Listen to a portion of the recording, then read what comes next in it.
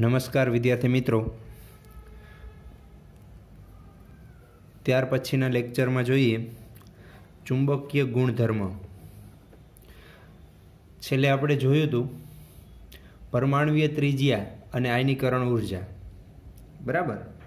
ત્યાર પછી ચુંબકીય ગુણધર્મની વાત કરીએ તો સામાન્ય રીતે જ્યારે આપણે કોઈ પદાર્થને ચુંબકીય ક્ષેત્ર લાગુ પાડીએ છીએ, બરાબર છે, ચુંબકીય ક્ષેત્રની અસર હેઠળ જ્યારે કોઈ પદાર્થ આવે છે ત્યારે એમાં મુખ્યત્વે બે ચુંબકીય ગુણધર્મ જોવા મળે છે। એક પ્રતિચુંબકત્વ અને બીજો અનુચુંબકત્વ, બરાબર। આ સિવાયના જે ચુંબકીય ગુણધર્મ છે એનો અભ્યાસ આપણે ચેપ્ટર 1માં કરીશું, બરાબર। અત્યારે આપણે બે ચુંબકીય ગુણધર્મની વાત કરીએ તો મુખ્યત્વે અનુચુંબકત્વ અને પ્રતિચુંબકત્વ છે એ જોવા મળે છે, જેમાંથી પ્રતિચુંબકત્વ ગુણધર્મ છે એ પરમાણુમાં રહેલા બધા જ યુગ્મિત ઇલેક્ટ્રોનને કારણે હોય છે અને અનુચુંબકત્વ ગુણધર્મ છે એ અયુગ્મિત ઇલેક્ટ્રોનની હાજરીને કારણે હોય છે, બરાબર। સામાન્ય રીતે પ્રતિચુંબકત્વ ગુણધર્મ છે તેમાં લાગુ પાડેલા ચુંબકીય ક્ષેત્ર દ્વારા એ અપાકર્ષણ અનુભવે છે, જ્યારે અનુચુંબકત્વ ગુણધર્મમાં શું થાય, લાગુ પાડેલા ચુંબકીય ક્ષેત્ર દ્વારા એ આકર્ષણ અનુભવે છે, બરાબર। હવે આ આકર્ષણ છે એ સામાન્ય અથવા તો નિર્બળ આકર્ષણ અનુચુંબકત્વ ગુણધર્મમાં જોવા મળે છે। જો એમાં આકર્ષણ છે એ અતિ પ્રબળ જોવા મળે તો એ અન્ય ચુંબકીય ગુણધર્મ દર્શાવે છે, જેને લોહ ચુંબકીય ગુણધર્મ કહેવાય, બરાબર। એટલે આપણે બીજા અર્થમાં કહીએ તો અનુચુંબકત્વનું ચરમ સ્વરૂપ છે એ લોહ ચુંબકીય છે। અનુચુંબકત્વમાં આકર્ષણ છે એ નિર્બળ હોય છે, જ્યારે લોહ ચુંબકીયમાં આકર્ષણ છે એ પ્રબળ હોય છે।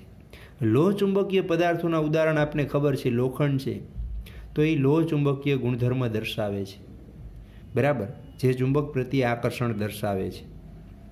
તો આ સિવાયના પણ અન્ય ચુંબકીય ગુણધર્મ છે, પણ એની ચર્ચા છે એ આપણે ઘન અવસ્થા ચેપ્ટર નંબર 1માં કરીશું। સમજાણું? ફરીથી, કોઈ પદાર્થને જ્યારે ચુંબકીય ક્ષેત્ર લાગુ પાડો છો ત્યારે મુખ્યત્વે બે પ્રકારના ચુંબકીય ગુણધર્મ દર્શાવશે, એક અનુચુંબકત્વ, એક પ્રતિચુંબકત્વ। અનુચુંબકત્વ છે એ અયુગ્મિત ઇલેક્ટ્રોનની હાજરીના કારણે હોય છે, જ્યારે પ્રતિચુંબકત્વ છે એ બધા જ યુગ્મિત ઇલેક્ટ્રોનના કારણે હોય છે। અનુચુંબકત્વમાં લાગુ પાડેલ ચુંબકીય ક્ષેત્ર દ્વારા એ આકર્ષણ અનુભવે છે, જ્યારે પ્રતિચુંબકત્વ ગુણધર્મમાં એ અપાકર્ષણ અનુભવે છે। સામાન્ય રીતે આપણે વાત કરીએ, આપણે જેની વાત કરવાની છે એ સંક્રાંતિ આયનોની વાત કરવાની છે। તો સંક્રાંતિ આયનો છે એ અયુગ્મિત ઇલેક્ટ્રોન ધરાવે છે, એટલે એ અનુચુંબકીય પદાર્થો છે અને આ અનુચુંબકીય પદાર્થો હોવાને કારણે એ ચુંબકીય ચાક માત્રા ધરાવે છે, બરાબર। તો સંક્રાંતિ ધાતુ આયનો અયુગ્મિત ઇલેક્ટ્રોનની હાજરી દર્શાવે છે, એના કારણે એ અનુચુંબકત્વ ગુણધર્મ દર્શાવશે, એટલે એ અનુચુંબકીય પદાર્થો કહેવાય। અને આ અનુચુંબકીય પદાર્થો છે એ એની અયુગ્મિત ઇલેક્ટ્રોનની હાજરીના કારણે એ ચુંબકીય ચાક માત્રા દર્શાવે છે। હવે ચુંબકીય ચાક માત્રા છે એ બે રીતે નક્કી થાય છે, બરાબર। એક છે કે જેના ઇલેક્ટ્રોનના ભ્રમણકોણીય વેગમાન સાથે સંકળાયેલ છે, બીજું છે એ કક્ષીય કોણીય વેગમાન સાથે સંકળાયેલ છે। જેમાંથી કક્ષીય કોણીય વેગમાન સાથે સંકળાયેલ ચુંબકીય ચાક માત્રાનું મૂલ્ય ખૂબ જ ઓછું હોય છે, એટલે આપણે એને ગણતરીમાં લેતા નથી। એટલે આપણે પ્રથમ શ્રેણીના સંક્રાંતિ માટે કક્ષીય કોણીય વેગમાન છે એ સમિત થાય છે, તેથી તેની કોઈ અર્થસૂચકતા નથી। એટલે કક્ષીય કોણીય વેગમાનને કારણે જે ચુંબકીય ચાક માત્રા ઉત્પન્ન થાય છે એને આપણે અવગણીએ છીએ, ગણતરીમાં લેતા નથી। તો આપણે કોના કારણે ઉત્પન્ન થતી ચુંબકીય ચાક માત્રાને ગણતરીમાં લેશું? તો માત્ર ભ્રમણકોણીય વેગમાન દ્વારા જે ચુંબકીય ચાકમાત્રા ઉત્પન્ન થાય છે એને જ ગણતરીમાં લઈએ છીએ. સમજો, ચુંબકીય ચાકમાત્રા છે એ એના કક્ષકીય અને ભ્રમણકોણીય વેગમાન બંનેને કારણે હોય છે. પણ કક્ષકીય કોણીય વેગમાનને કારણે ચુંબકીય ચાકમાત્રાનું મૂલ્ય ઓછું હોવાથી એને ગણતરીમાં લેતા નથી. તો માત્ર ભ્રમણકોણીય વેગમાનને કારણે જ ચુંબકીય ચાકમાત્રા ગણીએ છીએ. તો એનું ગણવા માટેનું સૈદ્ધાંતિક સૂત્ર શું છે? એ માત્ર ભ્રમણકોણીય વેગમાન આધારિત જ છે. કયું? મ્યુ બરાબર √n(n+2 bm). જ્યાં મ્યુ છે એ ચુંબકીય ચાકમાત્રા દર્શાવે છે, n છે એ અયુગ્મિત ઇલેક્ટ્રોનની સંખ્યા દર્શાવે છે, અને bm છે એ ચુંબકીય ચાકમાત્રાનો એકમ છે, બોહર મેગ્નેટોન. સમજાઈ ગયું? તો આપણે સંક્રાંતિ ધાતુની વાત કરીએ તો એ અયુગ્મિત ઇલેક્ટ્રોન દર્શાવશે, એટલે અનુચુંબકત્વ ગુણધર્મ દર્શાવશે, એટલે અનુચુંબકીય પદાર્થો કહેવાય. આવા પદાર્થો ચુંબકીય ચાકમાત્રા દર્શાવે, અને એ ચુંબકીય ચાકમાત્રા છે એ બે પ્રકારે ગણી શકાય. જેમાંથી કક્ષીય કોણીય વેગમાનને કારણે મળતું મૂલ્ય નહિવત હોવાથી એને ગણતરીમાં નથી લેતા. ભ્રમણકોણીય વેગમાનને કારણે મૂલ્ય મળે છે, એને આ સૂત્રની મદદથી આપણે સૈદ્ધાંતિક રીતે ગણી શકીએ છીએ. તો આ સૂત્ર જ આપણે બતાવે છે, જુઓ, જેમ એનનું મૂલ્ય વધશે એમ મ્યુનું મૂલ્ય વધશે. એટલે કે એન વધે તો ચુંબકીય ચાકમાત્રા વધે, એન ઘટે તો ચુંબકીય ચાકમાત્રા ઘટે. એટલે આપણે એમ પણ કહી શકીએ કે જો અયુગ્મિત ઇલેક્ટ્રોન આપને ખબર હોય તો ચુંબકીય ચાકમાત્રા ગણી શકાય, અને ચુંબકીય ચાકમાત્રા ખબર હોય તો એમાં રહેલા અયુગ્મિત ઇલેક્ટ્રોનની સંખ્યા જાણી શકાય. બરાબર? દાખલા તરીકે આ સૂત્રમાં તમે કિંમત મૂકશો, જો n બરાબર 0 મૂકશો તો ચુંબકીય ચાકમાત્રાનું મૂલ્ય સૈદ્ધાંતિક રીતે 0 મળશે. n બરાબર 1 મૂકશો તો 1.73 મળશે, 2 મૂકશો તો 2.84 મળશે, 3 મૂકશો તો 3.87 મળશે, 4 તો 4.95, 5 તો 5.92. બરાબર? એથી ઉલટું, જો ચુંબકીય ચાકમાત્રા 3.87 હોય તમને ખ્યાલ આવી જાય કે એમાં અયુગ્મિત ઇલેક્ટ્રોનની સંખ્યા 3 હશે. સમજાઈ ગયું? પણ આ જે ગણતરી છે એ સૈદ્ધાંતિક છે. ઘણી વખત એવું પણ બનશે કે સૈદ્ધાંતિક અને પ્રાયોગિક મૂલ્ય છે એમની વચ્ચે તફાવત જોવા મળશે. હવે એ તફાવતનું કારણ શું હોઈ શકે? તો કે એક કારણ તો અહીંયા તમને દેખાય જ છે. આપણે સૈદ્ધાંતિક ગણતરી કરી છે એમાં માત્ર ભ્રમણકોણીય વેગમાનને જ ગણતરીમાં લઈએ છીએ. પ્રાયોગિકમાં તો એ બંને કોણીય વેગમાનને ગણતરીમાં લેશે. એના કારણે થોડો ઘણો તફાવત આવી શકે. સમજાઈ ગયું? તો આ વાત હતી સંક્રાંતિ ધાતુ તત્વના ચુંબકીય ગુણધર્મની. બરાબર? હવે એને અનુરૂપ ઉદાહરણ છે એ આવા પ્રશ્ન નાના પૂછાઈ શકે. જો એક ઉદાહરણ આપણે જોઈએ કે Mn+2 માટે ચુંબકીય ચાકમાત્રા ગણો. તો કેવી રીતે ગણશું? તો કે પહેલાં Mnની ઇલેક્ટ્રોન રચના લખીશું, argon core complete 3d5 4s2. પછી Mn+2ની લખીશું તો એસમાંથી ઇલેક્ટ્રોન દૂર થશે તો 4s0 3d5. હવે ડીમાં આપણે જોઈએ ઇલેક્ટ્રોનની ગોઠવણી તો 5 છે, એટલે બધામાં એક એક ઇલેક્ટ્રોન ગોઠવીએ તો 5 અયુગ્મિત ઇલેક્ટ્રોન થશે, એટલે n બરાબર 5 થશે.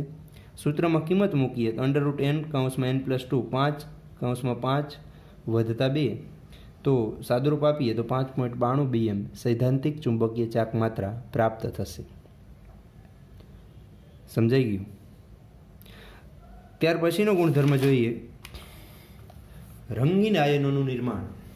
તો સામાન્ય રીતે સંક્રાંતિ ધાતુ આયનોના જલીય દ્રાવણો છે એ રંગીન હોય છે. એનું કારણ શું એ આપણે જાણીએ, અને એ કેવા રંગ દર્શાવે એની આપણે વાત કરીએ. સામાન્ય રીતે સંક્રાંતિ ધાતુના દ્રાવણમાંથી તમે જ્યારે પ્રકાશ પસાર કરો છો ત્યારે એમાં બે વસ્તુ જોવા મળશે. જુઓ, એક અવશોષિત થતો પ્રકાશ, એટલે અવશોષણ થશે થોડાક પ્રકાશનું, અને બાકીનો પ્રકાશ છે એ ઉત્સર્જિત થશે, એટલે ઉત્સર્જન થતો પ્રકાશ. આ ઉત્સર્જિત પ્રકાશના કિરણો છે એ આપણી આંખ સુધી પહોંચે અને ઉત્સર્જનનો જેવો રંગ હોય એવા રંગનું દ્રાવણ આપને જોવા મળે છે. બરાબર? આ સામાન્ય પ્રકાશ અથવા આપણે એને સફેદ પ્રકાશ કહીએ. સમજાણી વાત? આવું થાય છે કે દ્રાવણમાંથી જ્યારે સફેદ પ્રકાશ પસાર થાય ત્યારે ઉત્સર્જિત થતો રંગ જેવો હશે ને એવો રંગ આપને જોવા મળે છે. પણ ઉત્સર્જનમાં રંગ છે એ ક્યાંથી આવ્યો? તો કે સામાન્ય રીતે જે અવશોષિત થતો રંગ છે એનો પૂરક રંગ જ ઉત્સર્જિત થાય છે. સમજો, એટલે ઉત્સર્જનનો આધાર છે એ અવશોષણ ઉપર છે. કેટલું અવશોષણ થશે? એનો પૂરક રંગ છે એ જ ઉત્સર્જિત થાય છે. હવે અવશોષણનો આધાર કોના ઉપર છે? કેટલું અવશોષણ થશે, કેટલું ઉર્જાનું શોષણ કરે છે? તો કે એ એટલી જ ઉર્જાનું શોષણ કરશે કે એમાં રહેલી ડી કક્ષકોમાં નીચી ઉર્જાવાળી ડી કક્ષકમાંથી ઇલેક્ટ્રોન ઊંચી ઉર્જાવાળી ડી કક્ષકમાં પહોંચે ત્યારે જેટલી ઉર્જાની જરૂર છે એટલું એ શોષણ કરે છે. એટલે સંક્રાંતિ ધાતુઓમાં ડી કક્ષકની ઉર્જા છે એ બે પ્રકારની હશે. અમુક ડી કક્ષકો નીચી ઉર્જાવાળી હશે, અમુક ઊંચી ઉર્જાવાળી હશે. અત્યાર સુધી આપણે એવું સમજતા હતા કે પાંચેય ડી કક્ષકોની ઉર્જા સરખી છે. હા, સરખી જ છે, પણ અમુક પરિસ્થિતિમાં એ ડી કક્ષકોની ઉર્જામાં તફાવત ઉત્પન્ન થાય છે. એ આપણે સંકીર્ણ સંયોજનોમાં વિગતે ચર્ચા કરશું. બરાબર. હવે આ તફાવત ઉત્પન્ન થાય છે એટલે અત્યારે એવું સમજો કે ડી કક્ષકો છે એમાં બે પ્રકારની ડી કક્ષકો હશે, નીચી ઉર્જાવાળી ડી કક્ષક અને ઊંચી ઉર્જાવાળી ડી કક્ષક. હવે આ નીચી ઉર્જાવાળી ડી કક્ષકમાંથી ઇલેક્ટ્રોન ઊંચી ઉર્જાવાળી ડી કક્ષકમાં જવા માટે એને ઉર્જાની જરૂર પડશે. ત્યારે જેટલી ઉર્જાનું શોષણ કરીને જશે એટલી ઉર્જા અવશોષિત થશે અને એનો પૂરક રંગ છે એ ઉત્સર્જિત થશે. એ આપને રંગ છે એ જોવા મળે છે. હવે એથી આગળ જુઓ કે આ ડી કક્ષકો નીચી ઉર્જામાંથી ઊંચી ઉર્જામાં ડી કક્ષકમાં જવા માટે ઇલેક્ટ્રોન છે એ કેટલી ઉર્જાનું શોષણ કરે છે એનો આધાર કોના ઉપર? તો કે આ જે તફાવત જેમ મોટો હશે એમ એ વધારે ઉર્જાનું શોષણ કરશે, તફાવત નાનો હશે એમ ઓછી ઉર્જાનું શોષણ કરશે. તો આ જે તફાવત છે એનો આધાર છે એ ધાતુ આયન સાથે જોડાયેલા લિગેન્ડની પ્રબળતા ઉપર આધારિત છે. લિગેન્ડ એટલે આપણે આગળ જોશું સંકીર્ણ સંયોજનોમાં કે ઇલેક્ટ્રોન યુગ્મનું દાન કરનાર. એમાં તટસ્થ અણુઓ હોઈ શકે અથવા ઋણ આયનો હોઈ શકે કે જે ઇલેક્ટ્રોન યુગ્મનું દાન કરે છે એને લિગેન્ડ તરીકે ઓળખવામાં આવે છે. હવે આવા લિગેન્ડની પ્રબળતા જે પ્રમાણે હશે એ પ્રમાણે આ તફાવત હશે, એ પ્રમાણે એમાં નીચી ઉર્જામાંથી ઊંચી ઉર્જા જવા માટેનું શોષણ થશે અને એ પ્રમાણે એનો પૂરક રંગ છે એ ઉત્સર્જિત થશે અને ઉત્સર્જિત થતો રંગ છે એ આપણી આંખ સુધી પહોંચે એટલે આપણે એવા રંગનું સંકીર્ણ છે એ જોવા મળે છે. સમજાઈ ગયું? તો જલીય દ્રાવણમાં સામાન્ય રીતે H2O છે એ લિગેન્ડ તરીકે વર્તતા હોય છે. ત્યારે એના રંગની યાદી છે એ કોષ્ટકમાં 8.8માં આપેલી છે, એ તમે ટેક્સ્ટબુકમાં જોજો. પણ કોષ્ટકને શોર્ટકટની રીતે આપણે યાદ રાખવું હોય તો કેટલાક સૂત્ર છે એને ધ્યાનમાં લઈએ. જો રંગવિહીન કોણ હશે, કયા આયનો રંગવિહીન હશે? તો કે અહીં એક સૂત્ર બનાવી દીધું છે, ટીનુડાના સ્કેટિંગ ઝીકો આમ વાંચવાનું છે, ટીનુડાના સ્કેટિંગ ઝીકો. તો અહીંયા ટી એટલે ટિટાનિયમ છે, 4 અક્ષર એટલે એની સંયોજકતા +4 છે. બરાબર. સ્કેટિંગ એટલે સ્કેન્ડિયમ છે, 3 અક્ષર એટલે એની સંયોજકતા 3 છે. ઝીંક 2 અક્ષર એટલે ઝીંક +2 છે. કો 1 જ અક્ષર એટલે કોપર +1 છે. એટલે અક્ષર છે એની સંયોજકતા દર્શાવશે અને પહેલો અક્ષર છે એ તત્વ દર્શાવશે. બરાબર. હવે જાંબલી રંગ કોણ દર્શાવે? તો એનું સૂત્ર શું? મેનકા ક્રોકરી વેચે. મેનકા એટલે મેંગેનીઝ 3 છે એટલે +3, ક્રોકરી એટલે ક્રોમિયમ 3 છે એટલે +3, વેચે V+2. વાદળી માટેનું સૂત્ર શું? વેપારીને કોયલ ક્રોધ કરે. વેપારી એટલે વેનેડિયમ +4, કોયલ કોબાલ્ટ +3, ક્રોધ Cr+2, કરે Cu+2. પીળી ફેન્ટા. પીળો રંગ કોનો? તો કે ફેન્ટા 2 છે પણ આપણે 3 અક્ષર ગણતરીમાં લેશું Fe+3. જાંબુડિયો ટીનુડો. તો જાંબુડિયો રંગ કોનો? Ti+3 નો. ગુલાબી માટે સૂત્ર શું? કોની મેના ગુલાબી? પ્રશ્નાર્થ વાક્ય છે. કોની મેના ગુલાબી? તો ગુલાબી માટે કો એટલે કોબાલ્ટ +2, મેના એટલે Mn+2. લીલા માટે નીર આજે વેચાય. લીલા નીર આજે વેચાય, સળંગ વાક્ય. તો નીર એટલે Ni+2, આજે Fe+2, વેચાય V+3। તો આવી રીતે દરેક આયનોના રંગ છે એ તમે સરળતાથી યાદ રાખી શકો અને MCQમાં આવા રંગ છે એ ઘણી વખત પૂછાતા પણ હોય છે। તો રંગીન આયનોનું નિર્માણ છે એ સંક્રાંતિ ધાતુ આયનોમાં શું કામ થાય છે એની આપણે ચર્ચા કરી, કારણ કે એ નિર્માણ એટલા માટે કરે છે કે સંક્રાંતિ ધાતુ આયનોમાં લિગેન્ડની હાજરીના કારણે એમાં નીચી ઉર્જાવાળી ડી કક્ષકમાંથી ઇલેક્ટ્રોન ઊંચી ઉર્જાવાળી ડી કક્ષકમાં જાય છે ત્યારે જે ઉર્જાનું શોષણ થાય છે એનો પૂરક રંગ છે એ ઉત્સર્જિત થશે એટલે આપણે એ આયનો રંગીન જોવા મળે છે। જો હવે રંગવિહીન ક્યારે જોવા મળશે વિચારો, રંગવિહીન ક્યારે જોવા મળે? આ બધોય પ્રકાશ આમ ઉત્સર્જિત થઈ જાય તો, શોષિત કાંઈ થાય જ નહીં। તો હવે શોષિત ક્યારે ન થાય? તો કે ઊંચી ઉર્જાવાળી ડી કક્ષકો ન હોય તો। સમજાણું? બધી સરખા જ ઉર્જાવાળી હોય તો નીચેથી ઉપર જવાનો પ્રશ્ન જ નથી। એવું ક્યારે થાય? તો કે લિગેન્ડની ગેરહાજરી હોય ત્યારે। એટલે લિગેન્ડની ગેરહાજરી હશે ત્યારે નીચી ઉર્જાવાળી કક્ષકો છે એ અને ઊંચી ઉર્જાવાળી કક્ષકો એ હશે જ નહીં, સમાન ઉર્જાવાળી જ કક્ષકો હશે ત્યારે ઇલેક્ટ્રોન ઉપર જતો નથી એટલે એ શોષણ નહીં કરે એટલે ઉત્સર્જન છે એ 100% થશે એટલે આપણે રંગવિહીન જોવા મળે છે। બરાબર।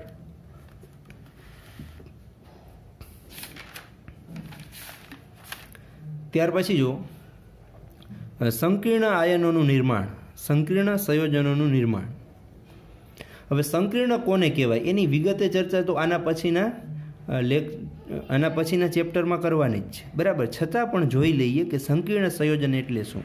તો સંકીર્ણ સંયોજન એટલે શું? તો કે કોઈ પણ ધાતુ આયન હોય M+N વડે દર્શાવો, એની સાથે જ્યારે ઋણ આયન અથવા તટસ્થ અણુઓ ચોક્કસ પ્રમાણમાં જોડાય અને બંધ બનાવે ત્યારે જે ચોક્કસ ગુણધર્મવાળી સ્પીસીસ બને છે એને સંકીર્ણ સ્પીસીસ તરીકે ઓળખવામાં આવે છે। એટલે સામાન્ય રીતે કોઈ પણ ધાતુ આયન છે, ઋણ આયન અથવા તટસ્થ અણુઓ, એને હું એક શબ્દમાં કહું તો એને લિગેન્ડ કહેવાય। લિગેન્ડને હું L વડે દર્શાવું તો જો આમ થશે કે ધાતુ આયન સાથે આ લિગેન્ડ છે ઇલેક્ટ્રોન યુગ્મ ધાતુ આયનને આપે છે, કારણ કે આની પાસે ખાલી ડી કક્ષકોની હાજરી છે। બરાબર, અને આની પાસે વધારાના યુગ્મ હશે એટલે એ આપી શકે। તો ધાતુ આયન સાથે લિગેન્ડ ચોક્કસ સંખ્યામાં ચોક્કસ બંધથી ચોક્કસ ગુણધર્મવાળું જે સંયોજન બનાવે છે એ સંકીર્ણ સંયોજન કહેવાય। બરાબર, એટલે ટૂંકમાં સીધી વાત થઈ, ધાતુ આયન લિગેન્ડ સાથે જોડાય અને જે ચોક્કસ ગુણધર્મવાળું સંયોજન બને એ સંકીર્ણ સંયોજન બને છે। બરાબર, આ સંકીર્ણ સંયોજનોમાં લિગેન્ડ હંમેશા ઇલેક્ટ્રોન યુગ્મ આપે છે અને ધાતુ આયન હંમેશા ઇલેક્ટ્રોન યુગ્મ સ્વીકારે છે। એટલે બે વસ્તુ આમાં થવી જોઈએ, એક તો લિગેન્ડ પાસે આપવા માટે ઇલેક્ટ્રોન યુગ્મ હોવા જોઈએ અને ધાતુ પાસે એ ઇલેક્ટ્રોન યુગ્મ સ્વીકારવા માટે ખાલી કક્ષકો હોવી જોઈએ। સમજાણું? તો કેટલાક ઉદાહરણ જોઈએ। જો FeCN6 ટાઈમ 3- તો આ સંકીર્ણ છે, સંકીર્ણને આપણે ચોરસ બોક્સ વડે દર્શાવશું। આ ધાતુ આયન છે અને આ જે છે એ લિગેન્ડ છે। લિગેન્ડ એટલે અહીંયા ઋણ આયન તરીકે લિગેન્ડ છે। FeCN6 4-, CuNH3 4 times +2, PtCl4 -2। બરાબર, તો આ સંકીર્ણ આયનની રચના થયેલી છે। કોના કારણે? તો કે ધાતુ આયન અને લિગેન્ડ વચ્ચે ચોક્કસ પ્રકારના બંધ બનીને ચોક્કસ પ્રકારની લાક્ષણિકતાવાળું જે સંયોજન બને છે એ સંકીર્ણ સંયોજન છે। હવે સંક્રાંતિ ધાતુઓ છે એ મોટા ભાગે આવા સંયોજનો વધારે બનાવે છે। તો સંકીર્ણ સંયોજનો બનવાનું વલણ છે એ સંક્રાંતિ ધાતુમાં વધારે છે। શું કામ વધારે છે? તો એના ગુણધર્મ આ છે કે ધાતુ આયનનું સાપેક્ષીય કદ નાનું છે। એક તો કદ નાનું છે, બીજું ઊંચા આયનીય વીજભાર ધરાવે છે અને ત્રીજું મહત્વનું અને અગત્યનું પાસું એ છે કે એની પાસે ડી કક્ષકો ખાલી છે એટલે એ લિગેન્ડમાંથી આવતા ઇલેક્ટ્રોન યુગ્મને સરળતાથી સમાવી શકે છે। બરાબર, તો આ ગુણધર્મને કારણે આપણે એમ કહી શકીએ કે સંકીર્ણ સંયોજનો બનવાનું વલણ છે એ સંક્રાંતિ ધાતુમાં અન્ય ધાતુ કરતાં સવિશેષ હોય છે। તો કારણ તરીકે પણ પ્રશ્ન પૂછી શકે કે સંક્રાંતિ ધાતુઓ છે એ અન્ય ધાતુ કરતાં સરળતાથી સંકીર્ણ સંયોજનો બનાવે છે, કારણ આપી સમજાવો। તો આ જ સમજાવવાનું છે કે સંક્રાંતિ ધાતુઓમાં આ પ્રકારના ગુણધર્મ હોવાને કારણે એ સરળતાથી સંકીર્ણ સંયોજનો બનાવે છે। બરાબર. ત્યાર પછીનો ગુણધર્મ જુઓ 8.3.12 ઉદ્દીપકીય ગુણધર્મ. હવે ઉદ્દીપકીય ગુણધર્મ એટલે શું? તો કે સંક્રાંતિ ધાતુ છે એ ઉદ્દીપક તરીકે વર્તે છે, એટલે ઉદ્દીપક તરીકેની સક્રિયતા દર્શાવે છે. હવે પહેલી વસ્તુ તો એ કે સંક્રાંતિ ધાતુઓ જ શા માટે ઉદ્દીપક તરીકેની સક્રિયતા દર્શાવે? તો કે એનું પણ કારણ છે કે સંક્રાંતિ ધાતુઓ પાસે વિવિધ ઓક્સિડેશન અવસ્થાઓ છે, જો આપણે કોષ્ટકમાં જોયું હતું. અને બીજી વસ્તુ એ કે સંકીર્ણ સંયોજનો બનાવવાની ક્ષમતા છે એ વધુ છે. તો આ બે ગુણધર્મને કારણે એ ઉદ્દીપકીય સક્રિયતા દર્શાવે છે. બરાબર. ઉદાહરણ આપણે જોઈએ તો ખ્યાલ આવે.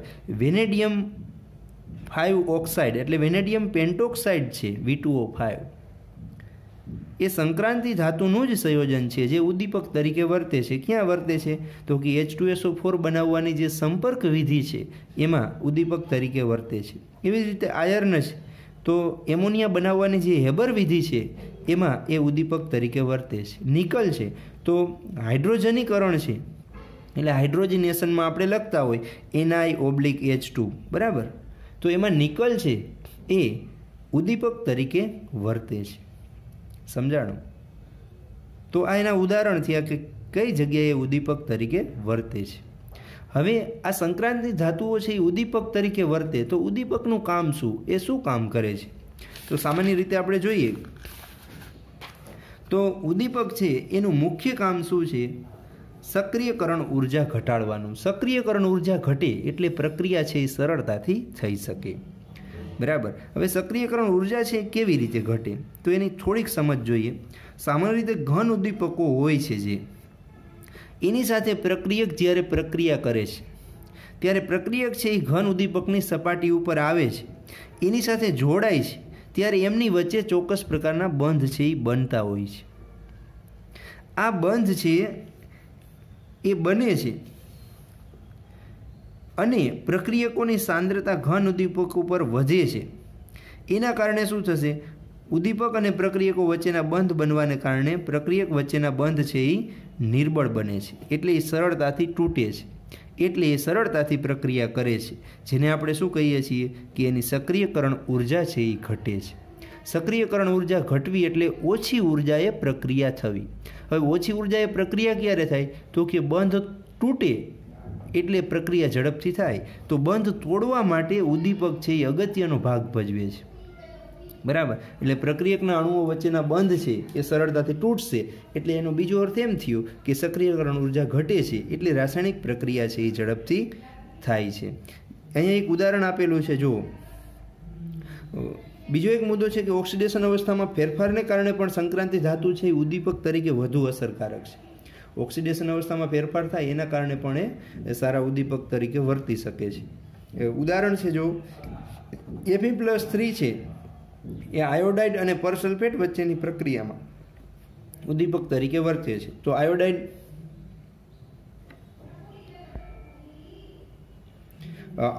આયનની પરસલ્ફેટ સાથેની પ્રક્રિયા થશે એટલે I2 બનશે અને સલ્ફેટ આયન છે મુક્ત થાય છે. તો આ પ્રક્રિયાને આપણે દર્શાવી હોય તો આવી રીતે દર્શાવી શકીએ કે પહેલાં Fe+3 છે ઉદ્દીપક એ આયોડાઇડ આયન સાથે પ્રક્રિયા કરી અને I2માં રૂપાંતરિત થાય છે અને Fe+3નું રિડક્શન થઈને Fe+2 બને છે. આ Fe+2 છે એ પરસલ્ફેટ સાથે જોડાય છે એટલે ફરીથી Fe+3 બને છે અને SO4 આયન છે એ મુક્ત કરે છે. તો Fe+3 ઉદ્દીપક તરીકેનું કામ કરે છે એટલે શું થશે? એ રાસાયણિક પ્રક્રિયાનો માત્ર વેગ વધારે છે, ઝડપી બનાવે છે. બરાબર. પણ પ્રક્રિયાને અંતે એ મૂળ સ્વરૂપે આપને પાછો મળે છે.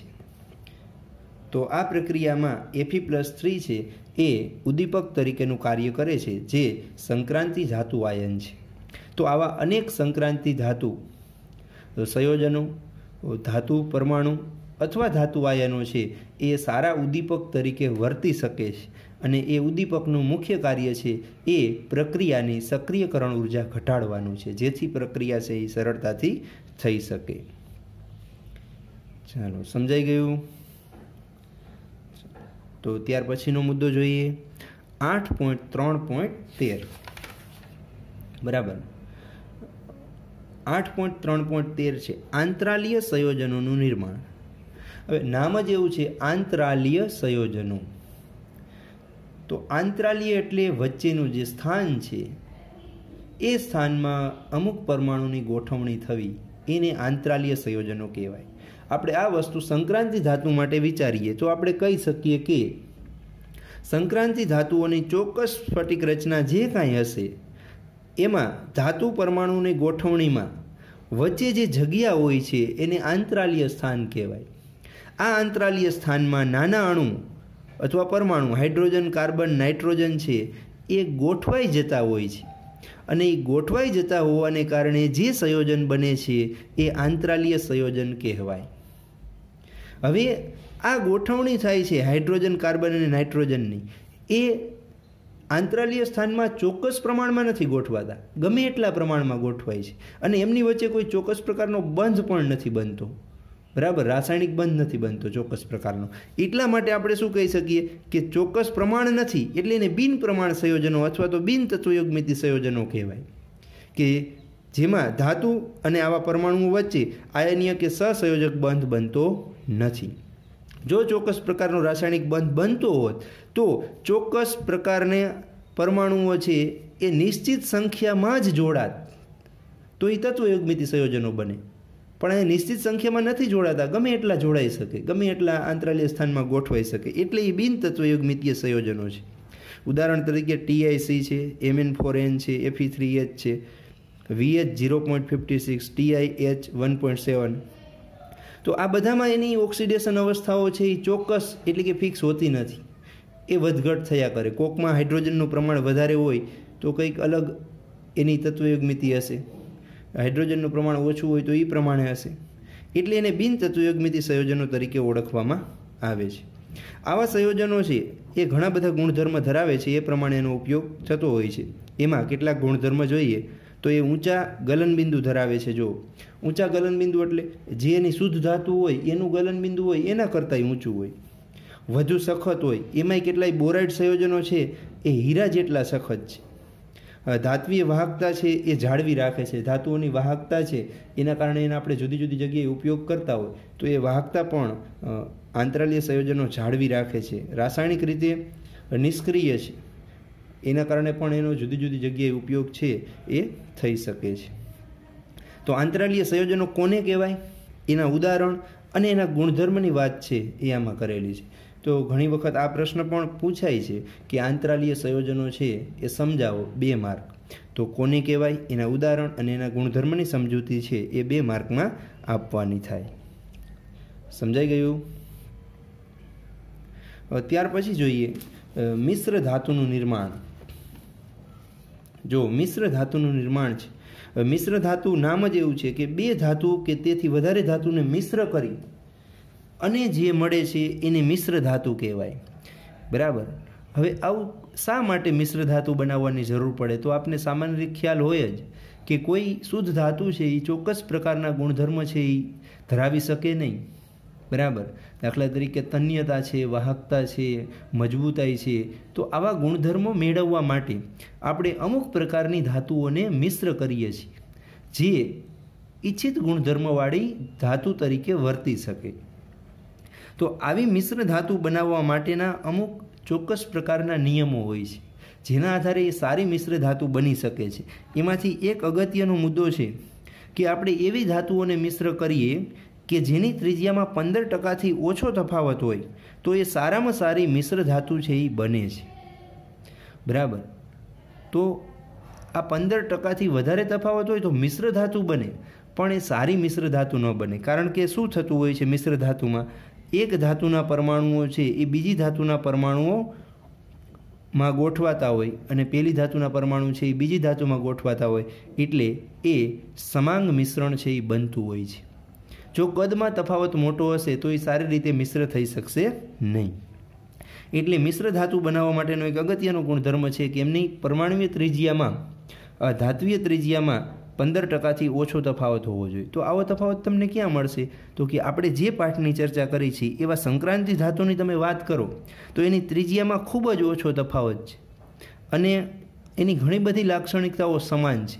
એના કારણે સંક્રાંતિ ધાતુઓ છે એ સારામાં સારી મિશ્ર ધાતુ બનાવી શકે છે. આવી મિશ્ર ધાતુ જે બને છે એ પ્રમાણમાં સખત હોય છે, ઊંચા ગલનબિંદુ, છારણનો પ્રતિકાર વગેરે જેવા ગુણધર્મ ધરાવે છે. ઉદાહરણ તરીકે સ્ટીલ છે, સ્ટેનલેસ સ્ટીલ છે, જે એફીની મિશ્ર ધાતુ છે.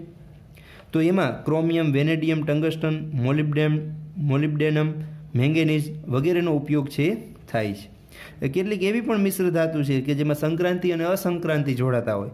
ઝીંક અને કોપર છે તો એને આપણે પિત્તળ તરીકે ઓળખીએ છીએ. કોપર અને ટીન છે તો એને કાંસા તરીકે ઓળખીએ છીએ. તો આની અંદર એક સંક્રાંતિ ધાતુ છે, એક અસંક્રાંતિ ધાતુ છે, એ મિશ્ર થઈ અને મિશ્ર ધાતુ બનાવે છે. સમજાઈ ગયું? તો મિશ્ર ધાતુનું નિર્માણ છે આ જે જૂની ટેક્સ્ટ બુકમાં આ જે મુદ્દો છે 15%થી ઓછો તફાવત હોવો જોઈએ, બાહ્યતમ કક્ષાની ઇલેક્ટ્રોન રચના સમાન હોવી જોઈએ તો એ સારી મિશ્ર ધાતુ બનાવે, બંનેની ગોઠવણી છે એ એક જ સ્ફટિક રચના હોવી જોઈએ તો સારી રીતે મિશ્ર ધાતુ બનાવે. આવા 3 મુદ્દા હતા જૂની ટેક્સ્ટમાં, જેને હ્યુમ અને રોથરીના નિયમ તરીકે ઓળખાતા. એ ઘણીવાર પ્રશ્ન પૂછાયેલું છે, હ્યુમ અને રોથરી. તો તમને પણ અહીંયા પૂછે કે મિશ્ર ધાતુ માટે હ્યુમ અને રોથરીના નિયમો જણાવી ઉદાહરણ સાથે સમજાવો. તો આ હ્યુમ અને રોથરીના નિયમોનો જ એક મુદ્દો છે. તો આ જ વસ્તુ આપણે લખવાની છે, નવી વસ્તુ કાંઈ લખવાની નથી.